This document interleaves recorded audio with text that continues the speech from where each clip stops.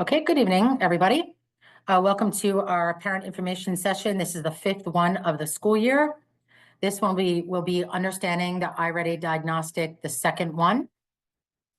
The second one we took in the last week in January, first week in February, the entire district K through 8. It has to be 16 to 18 weeks in between each diagnostic in order to show growth with the students. So what does the iReady Diagnostic for Reading assess? It's the same, all three diagnostics: phonological awareness, phonics, high frequency words, vocabulary, and two types of comprehension, the literature and informational text. And it also assessed the same for mathematics, numbers and operations, measurement and data, algebra and algebraic thinking, and then geometry. So the second diagnostic is a little bit different than the first. It's still an online tool, and it's given 3 times throughout the year. The second one is given, as I said, end of January, beginning of February. We call it the winter diagnostic, and it continues to track the students' academic progress, specifically in between the first one up until now. It provides insight into how your child's learning journey is progressing throughout the year as we reach the midpoint of the school year. And it shows skills that they have mastered or where they still need some support.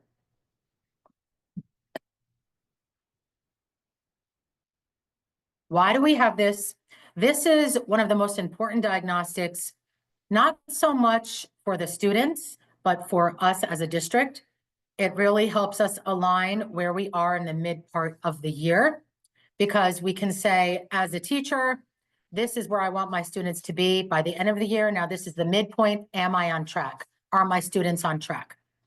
So we also have it to measure progress from the first diagnostic in the very beginning of the year for grades 1 through 8. Kindergarten is the first 6 weeks, and how much they have mastered since then. It also tracks their growth. So it shows if your child is improving in the specific domains of reading and mathematics.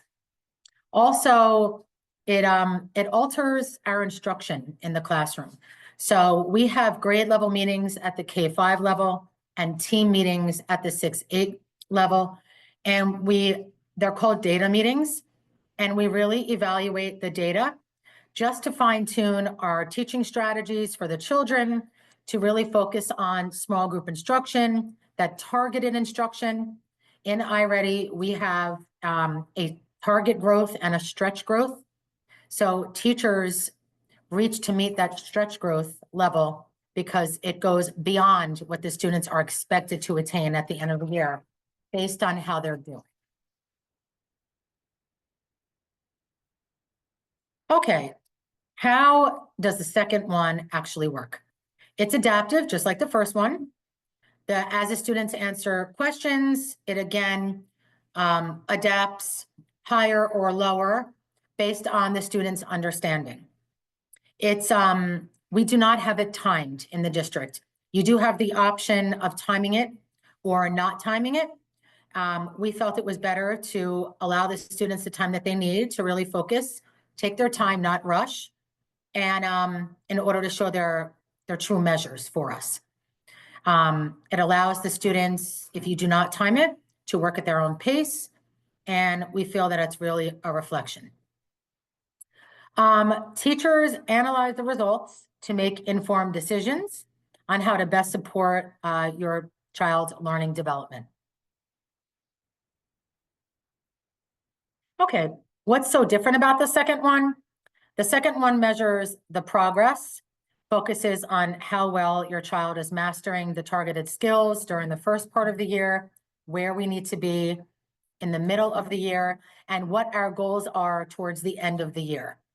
It shows growth data, showing how much they've learned so far.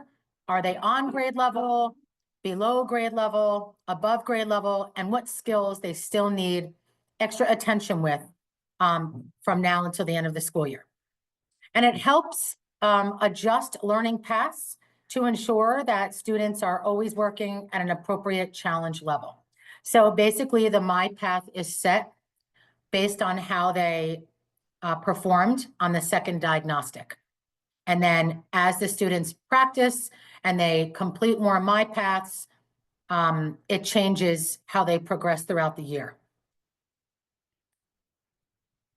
So what should parents expect from these results? It's individualized insight. So what that means is you get a report showing how your child progressed, how he or she, the differences from the first diagnostic to the second diagnostic, areas your child is excelling, areas your child may need further attention, which is where we hone in on that small group instruction. You can also, in iReady, when you log in and you receive the report from Genesis, or you're logging in from your child to look at his or her work completed so far, there are some sample lessons and activities that you can also do as a parent at home, just like we have access to do that at school. And with the specific second diagnostic, it's a great comparison tool between the previous results in the fall, the very beginning of the school year, up until now. So this will be posted on the website tomorrow, so you can zoom in a little bit. I just pulled from the iReady diagnostic. This is not a student in Long Hill. It's just a typical student in New Jersey with a math score, or in math, grade 5. And this report, it shows you how this student performed the first assessment, which is where you see that bottom diagnostic. And then this student went up 11 points in math from the first one to the second one. This is what it looks like from our point of view.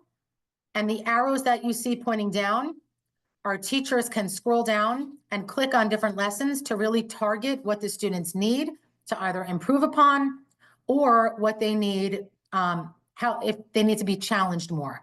So it's also challenging activities on grade level for extra practice, and then below grade level for our students who need that. The graph, when you look at it, it has two separate parts. It's a vertical axis, which shows the percentage, the level of performance, as you could see. And the horizontal one shows the skills that were assessed, which is all to the right, and how they were measured. So how did your child perform on grade level above, as I just said. What we do is we look at the graph. We can see that this student, this fictitious student, is doing very well in measurement and data. However, this student needs more assistance in geometry. So based on this, the teachers can teach specific skills to what they need, provide a little more support on what the students need, and it gives the teachers a more clear focus for future lessons and future planning sessions. This is also information that we look at our data meetings on the students to see if there's a common pattern in the grade level or subject, to see if there's a trend that we see forming. So for instance, when the administrators went through training on MTSS and how it ties in with iReady, with MTSS is multi-tier system of support, and it ties in with iReady, but based on different tiers. So we were focusing on the whole class, which is tier 1. And the way that it was explained to us was very beneficial.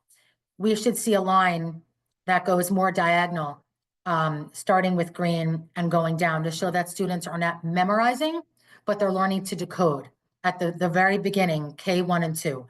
And that's how they learn to read.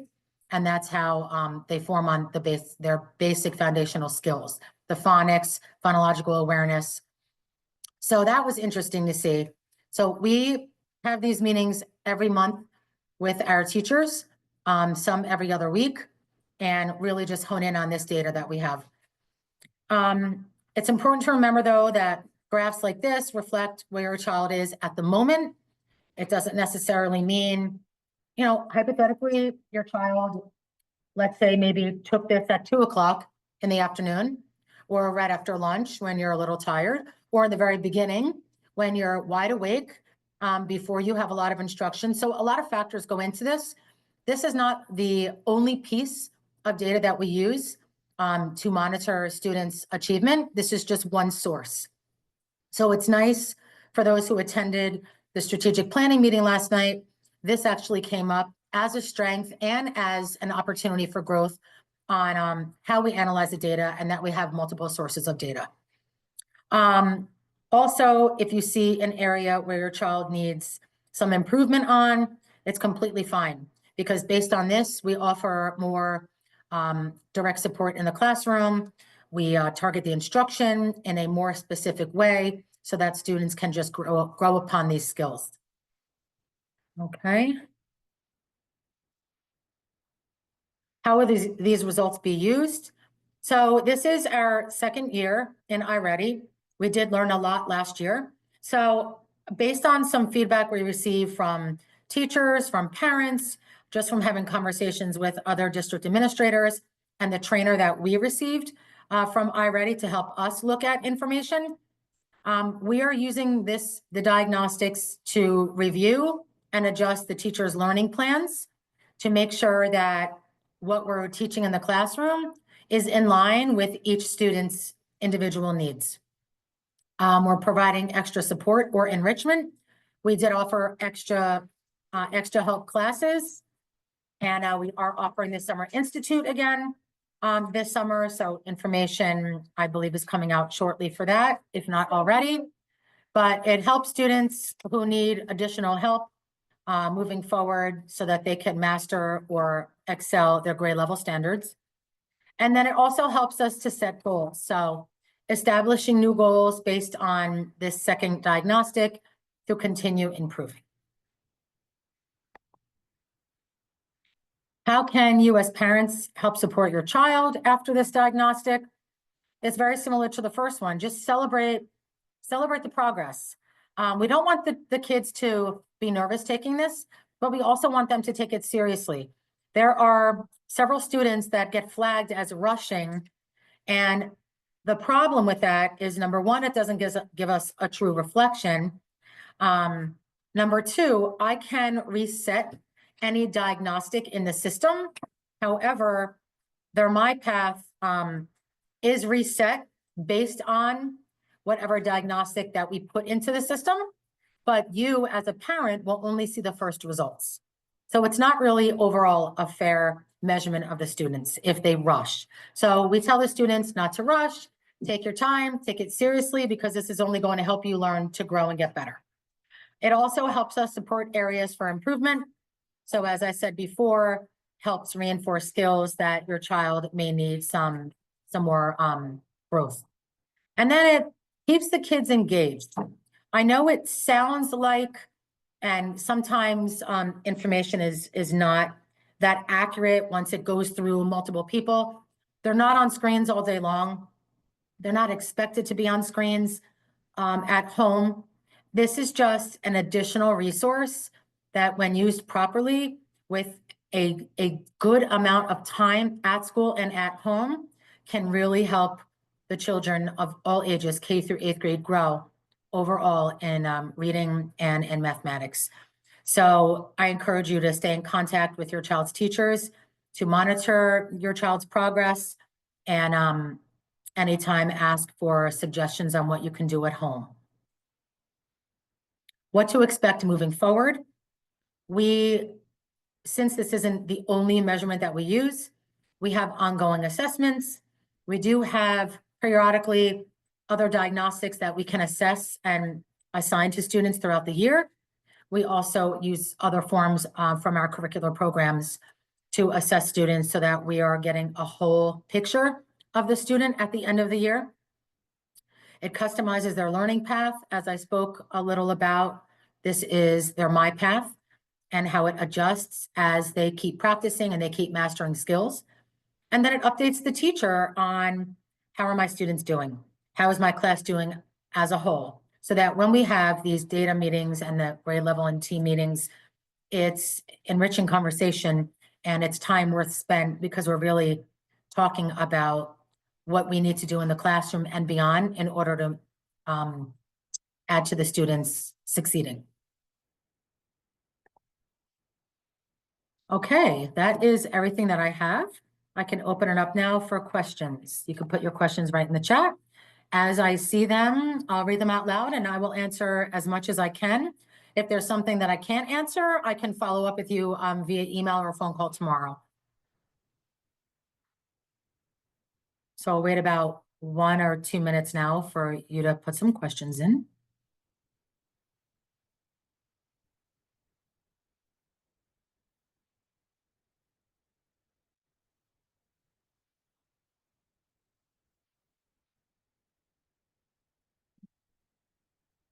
Okay, I see one here. Is there any data to support the use of this program that wasn't funded by iReady? I don't know where the data was funded, but we are only really allowed to implement in public schools research-based programs. We investigated this a lot prior to implementing it. We are mirroring some of the sending districts that go to the high school based on their successes that they have had with their testing scores and the preparation of students going into 9th grade. So there was a lot of, I guess you could say, homework that was put into this prior to us implementing it into the district. But that is something I'll have to get back to you on. I don't really know who funded, the actual iReady program. Is this score absolute or comparative? The test is adjustable, so they cannot be compared across. So the only, the test is adjustable, but there is still a score at the end based on the norm. So the norm percent ranking across the United States, it is actually it's on the bottom of, I'm just looking here, on the bottom of your child's score sheet. It might say 75th percentile. That means students at that grade level, at that subject, at that time of the year, that your child is on board 75th percent out of 100, obviously. They did just recast the norm and how they ranked students because they were finding that they were ranking them too high based off of how students all over the United States were performing after COVID. So the score it's both. It's absolute for how your child progressed during the assessment and what he or she knows, but it is also comparative to other students in the grade level and other students in the United States. For K1, how long is each diagnostic? I've also heard Gillette first grade teachers are required to use iReady for 45 minutes. And then, okay. The district has set a goal for teachers in grades 2 through 8, 45 minutes a week for each subject.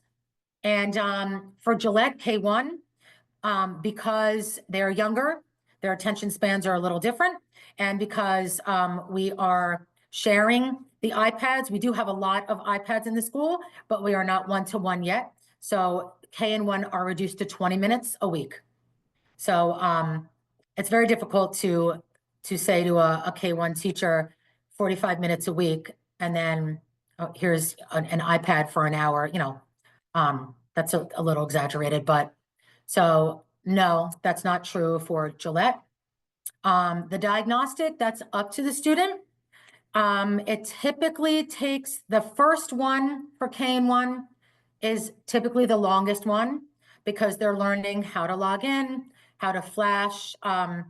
Mr. Hartnett was awesome. He made cards for all of the K1 students that had a QR code, and they just swiped it with their ID and they were able to log in. And after the first time around, they do it all the time now in their STEAM class and computers. So that was very helpful. So that cuts out a lot of time. I would say typically instruction, 25 to 30 minutes from start to finish per subject. And they don't do it all at the same time. We have a schedule with the teachers for Gillette, but I know there's a schedule in all the schools that the principals work on with the teachers to make sure that students aren't staring at the diagnostic, for hours upon hours, and that there's a break in between. We even spread it out over a few-day period if need be. Okay, that question's repeated. Okay.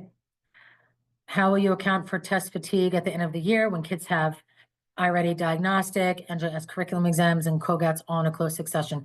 Well, the good thing is that it's spread out, so it's not all at the same time. So the diagnostics are 3 times a year and maybe 20 to 25 minutes per subject. So we're talking, let's say worst case, an hour, 3 times a year. So that's spread out.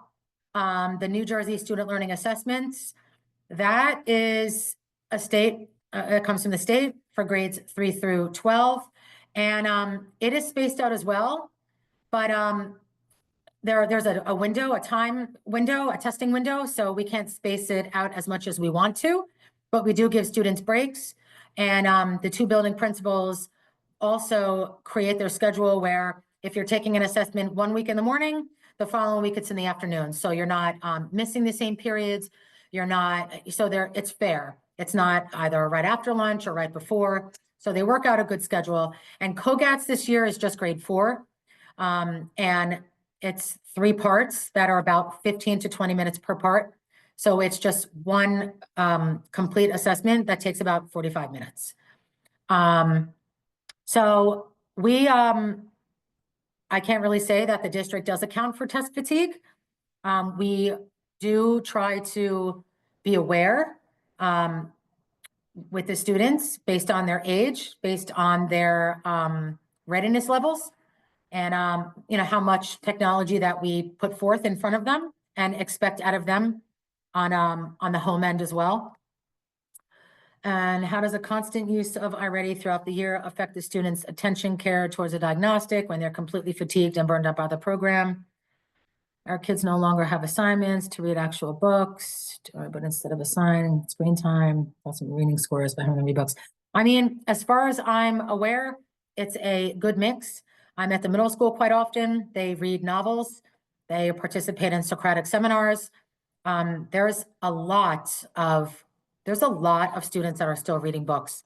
We have consumables for our reading programs, for our social studies, science. We have a nice online component for each of our curricular programs, but it is definitely not online heavy. It's not all technology. The technology is really a resource, and I think it's used appropriately by the teachers. I want to make sure that fatigued, burned out by the program. I mean, we're only in it a year and a half. There are a lot of other districts that are in year 4 and 5. I don't really hear from other the sending districts that are using this that their kids are fatigued, they're burned out. I think the teachers, they get to know their students in the beginning of the year, and just like you know them at home, and you can tell if they're getting fatigued by something, you give them a break, whether that's paper pencil activity, whether that's reading a story, whether that's participating in PE. I think it's just really knowing our students and making sure that we're altering what we need to alter so that we get the best out of them.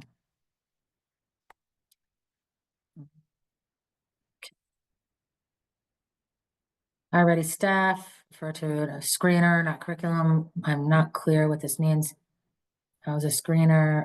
All right, so the only thing that I can think of, nature influences what is taught. Originally, the only thing I could think of is why you would hear that.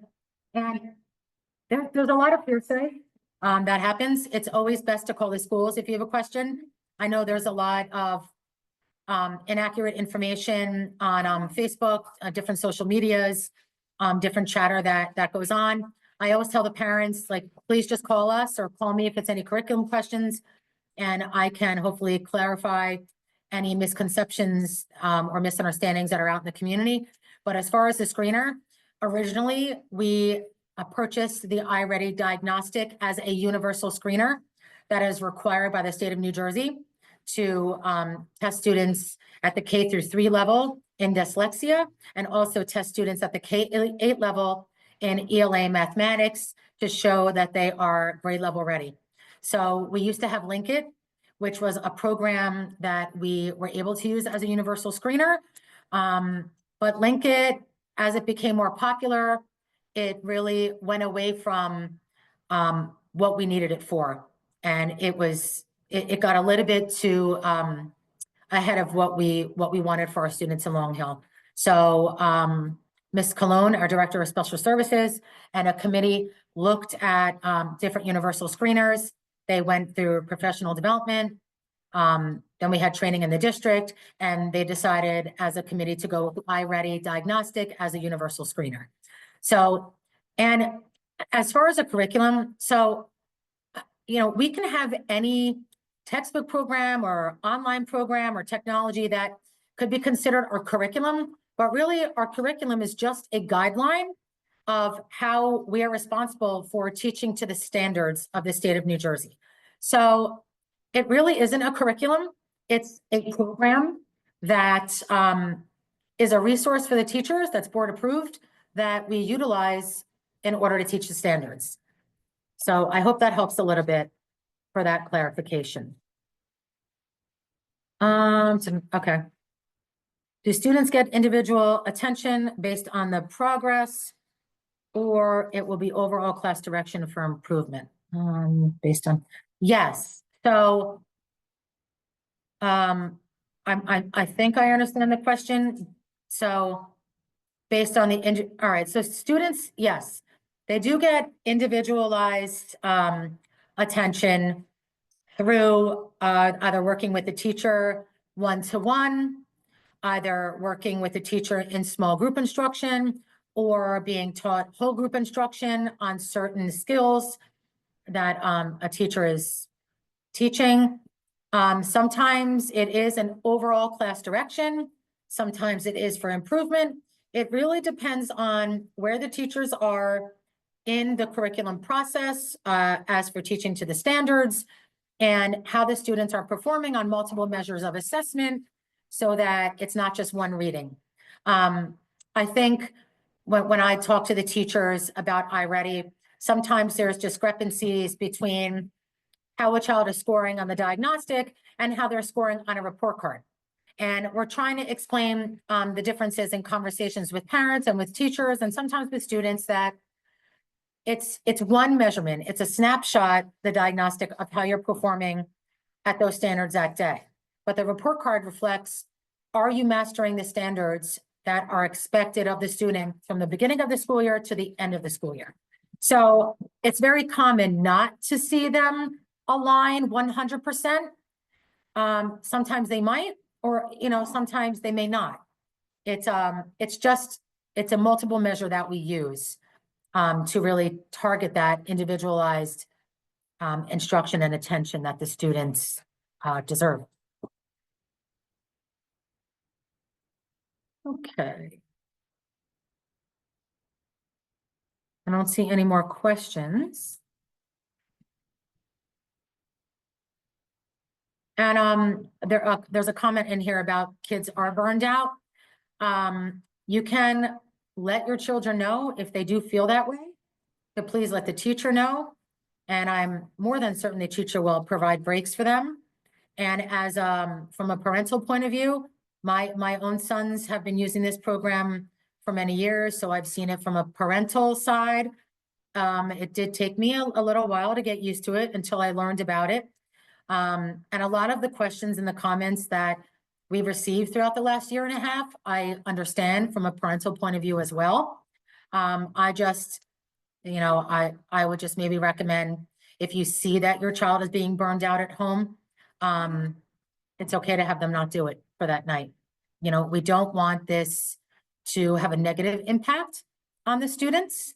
But we want to use this as a tool to help them succeed and to show us and the teachers how to target the skills that are needed. If the MyPath lessons your child is doing seem far below, can that be reset? So that is how, that can't be reset by the teacher. I don't know. I would have to find out if that can even be reset by iReady. But from what we were taught and trained, the MyPath lessons might seem easy, and might get difficult. And then if a child misses a certain amount, then it drops them back a little bit to where it would seem easier. So it's all very adaptive on how your child answers the questions, the wait time. If the child is flagged being rushed, it may look like it is either too easy or based on the diagnostic, if your child did extremely well, maybe the MyPath is set very high and your child might need, it might be great for that child, or a child might need to slow down a little bit. So it's really set up individually. I don't think there's any student that could be on the same, I mean, maybe, but, on the same path. It's really just set to how your child answers the questions, throughout the diagnostic. And then, as they're in their MyPath, it also gets set. So it's not just a diagnostic assessment, then you get a MyPath path. Also, as your child is on more MyPath lessons, they can either go up or down, or just stay right on grade level as well. I hope that answers that question. And if I'm not answering the questions, because we're not communicating back and forth, you can always call me or send me an email tomorrow. I am free after 9:15 in the morning tomorrow, right after revivals. So.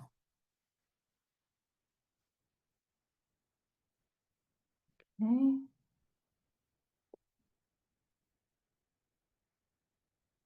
Okay, well, thank you very much for your feedback.